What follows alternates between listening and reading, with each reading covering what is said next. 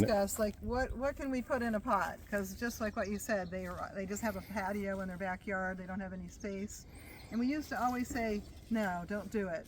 The roots need to spread wide, they like to be huge. But one of our customers, Juan Mares, came with his phone. He's like, oh, you guys are crazy, and he showed us picture after picture of beautiful trees all in pots.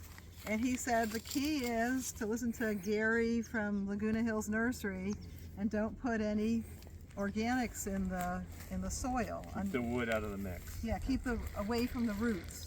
And so these are all mostly in DG, but we have some pumice and a little bit of... Yeah, it's like 30% decomposed granite, 30% perlite, 30% pumice, and there's a little bit of peat in two of them.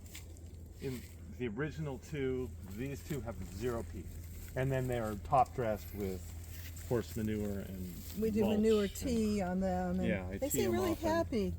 The only thing that we've really noticed about it that we wish we had done differently, when we started the first two, this one little Edronol, and I think it was and the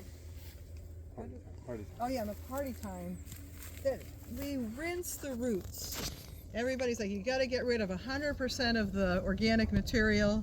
So we did that very carefully, teased the roots out, washed it all, planted them, and it just completely stunned the trees. We were super gentle. They sat there for 6 months doing nothing. We were super gentle. We didn't do much damage to them. And then they started to grow. They, with a little manure tea, pushed, and eventually they started to grow.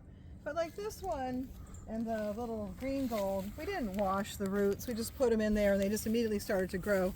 I really don't think that the amount of carbon that's around the roots that came from that little pot is going to make any difference. They're all spread out into the DG. I think that's the crucial thing, is that the roots move beyond the wood zone. They move beyond that original potting soil that's got all the organic material. That organic material is breaking down, it's off-gassing.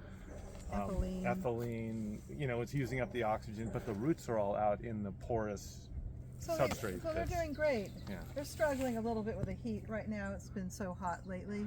Yeah, but you can see it's still got, look, it's got growth all over. That's a Gwen, Gwen's the Gwen. Oh, that's your Gwen? Yeah. Wow. One of them. And that's kind of a fussy one sometimes. Yeah. That's really, wow, that looks beautiful. The Edronals look very happy too. Yeah, Edronal doesn't really like that apple tree once the leaves came on it. So it's growing off to the side. But it looks like it needs some water too. And could you tell me about Party Time? Party Time is from Julie Frink. Oh, okay. And we love her and we trust her, and she's actually sent us some fruit one time and we tried the Party Time. It was really nice, big, totally delicious fruit. It was a huge round fruit with a very small seed. And just delicious.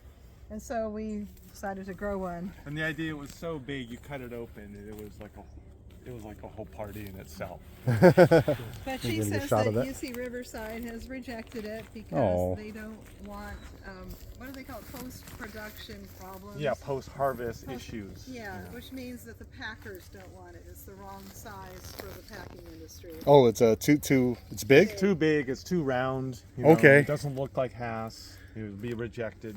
Okay, it's like a green skin? It's black skin. Oh, black skin? Black skin, but Wow, but so you're saying is they get an excellent variety if it doesn't resemble or look like Hass. If they can't market it as Hass, traditionally, I don't know if they're changing that. Yeah. Position, but if they can't market it as Hass, they're rejecting. They're rejecting them. Oh boy. That's very unfortunate. The packers have determined that Hass is the thing. Don't want to confuse the consumer.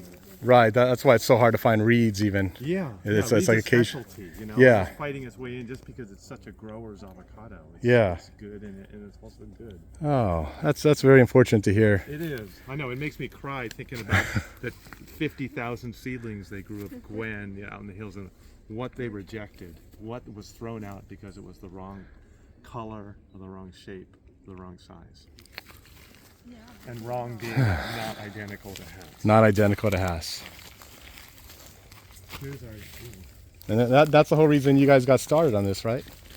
Julie Frink? Julie Frink is a big part of it. Was because the market was dominated by Hass and you guys wanted to show people that there's other varieties out there? Right. Well, we had met Julie and she had turned us on to all these different varieties that we had never heard of, like the reed, for example. and so we were growing them, and then she had all these other ones like the Naval and the Nimblio and The Lagoon. yeah, that she John said were really Hurd. good. So we started buying trees from the green scene down in Fullerton. But you know, the trees were small and they were expensive, and you had to go to LA to get them. And we Yes. thought, oh, maybe we could sell a few trees and, you know, introduce people to some other avocados besides Bacon and Hass. So we've been doing that, but now it's changed that we not just want to introduce people to avocados, but we're in this beautiful area that grows avocados really well, but people are like fixated on the southern avocado, Southern California avocados, like a Charwell, or not that that's from Southern California, but it does well in Southern California. It doesn't do well here. But Bird Avenue, that no one's ever heard of, does great here, has the quality, so we're focusing on these ones that don't do that well for us, and focusing on these kind of unheard of varieties that do great for us. Right, and put Charwell and Bird Avenue side by side in a tasting, and we think the Bird Avenue will stand out. Wow.